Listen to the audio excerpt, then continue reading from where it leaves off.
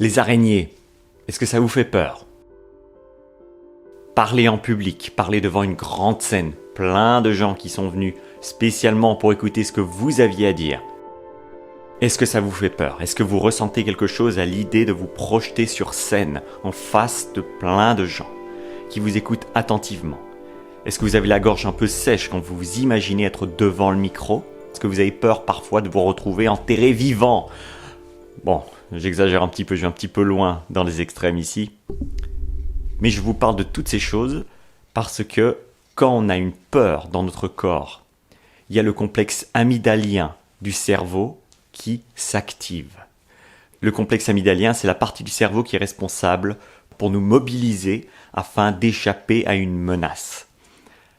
Le problème dans la vie de tous les jours, c'est qu'il y a plein de choses qu'on doit faire et qui potentiellement nous font peur. Alors ça va quand c'est des peurs comme la phobie des araignées, hein. On ne doit pas tous les jours prendre des araignées dans nos mains ou dans notre bouche.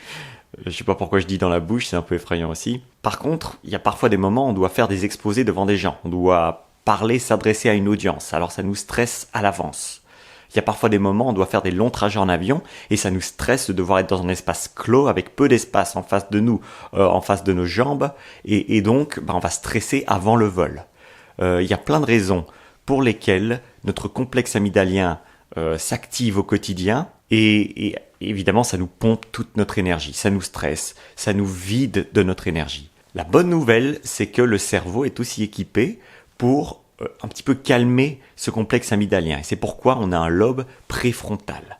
Alors le lobe préfrontal, c'est cette partie du cerveau qui va venir rationaliser nos peurs primales. C'est cette partie du cerveau qui va venir nous dire « Si tu es assis dans un avion, rappelle-toi que ce n'est pas pour l'éternité. Tu ne vas pas être enterré dans un avion. Tu vas simplement aller d'un point A à un point B pendant un trajet et tu vas pouvoir respirer. Il y a de l'oxygène dans cet avion. Tu vas être entouré d'autres personnes qui vont pouvoir t'aider si jamais tu avais un problème, etc., etc. » Donc notre lobe préfrontal, c'est cette partie du cerveau qui va nous aider à rationaliser nos peurs. Le problème, encore une fois, chez la majorité des gens qui ont des peurs un petit peu irrationnelles, c'est que le complexe amygdalien va un petit peu prendre le contrôle de leur quotidien plusieurs fois par jour. Alors on peut voir le complexe amygdalien comme un détecteur de fumée, d'accord? Le détecteur de fumée, à partir du moment où il sent de la fumée, peu importe que ça vienne de quelque chose que vous fassiez bouillir dans votre cuisine ou alors d'un incendie, le détecteur de fumée, lui, il sonne. Le lobe préfrontal, c'est cette partie du cerveau qui va venir nous dire « Ah, tu n'as pas à t'effrayer, tu n'as pas à avoir peur parce que la fumée qui vient, par exemple, maintenant, c'est la fumée de la bouilloire. Et tout est sous contrôle, il n'y a pas de raison de tirer la sonnette d'alarme, c'est juste la fumée d'une bouilloire. » Donc la question c'est, si vous avez des paniques un petit peu irrationnelles et qui vous bloquent dans la vie, ce qui se passe, c'est votre complexe amygdalien qui prend le contrôle de votre physiologie et qui commence à lâcher des hormones de stress et à vous faire perdre le contrôle de l'harmonie qu'il y a dans votre corps. Comment est-ce qu'on fait pour reprendre du contrôle sur un complexe amygdalien, sur ce détecteur de fumée qui sonne à tout bout de champ? C'est en musclant notre capacité à juger si une peur est vraiment dangereuse pour nous ou si elle ne l'est pas. Si vous avez peur de monter sur scène et de parler à un public, aussi petit ou aussi grand soit-il, vous savez, il ne va rien vous arriver de physique, vous n'allez pas mourir, il n'y a rien de grave qui va se passer. Ça, votre lobe préfrontal en est conscient. Mais si vous ne travaillez pas votre capacité à développer votre lobe préfrontal par rapport à cette peur qui vient du complexe amygdalien, vous allez avoir constamment des anxiétés et vous allez vous sentir victime d'une vie où il y a plein de choses que vous ne contrôlez pas.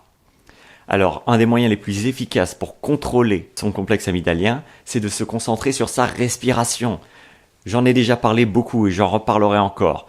Simplement, inspirer, expirer et bloquer sa respiration après l'expiration pendant quelques secondes va venir activer votre système parasympathique. Le détecteur de fumée va commencer à doucement arrêter de sonner jusqu'au moment où il va s'éteindre. Simplement parce que vous aurez repris le contrôle sur cette partie du cerveau qui va aérer un petit peu tout ce stress et qui va vous permettre de rationaliser l'événement.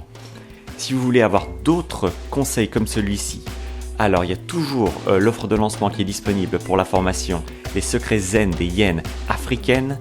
C'est une formation qui vous permet de gérer votre stress, gérer vos anxiétés, gérer vos états dépressifs grâce à des techniques de respiration, grâce à des techniques qui sont utilisées en psychologie moderne, simplement pour venir vous reconnecter avec cette raison pour laquelle vous avez peur parfois et vous n'avez même pas aucune idée de pourquoi vous avez peur. Ensuite, on met toutes ces stratégies sur le calendrier pour qu'en 21 jours, vous ayez déjà des résultats.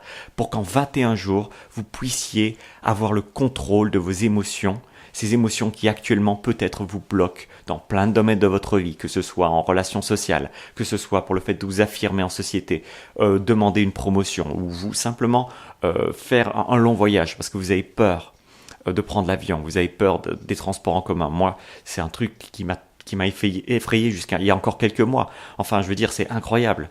Incroyable à quel point ma vie était limitée simplement parce que j'avais peur de tout et parce que j'avais pas conscience de toutes ces techniques qui nous permettent de calmer notre détecteur de fumée interne pour qu'on puisse faire la différence entre la fumée d'une bouilloire et de la fumée d'un incendie. C'est ça qui fait la différence entre quelqu'un de rationnel et de posé et quelqu'un qui va paniquer et avoir peur de tout. Cliquez sur le lien dans la description, regardez si c'est une formation qui pourrait vous convenir et je vous dis à bientôt pour une autre vidéo. C'était Thierry Markovitch, prenez soin de vous.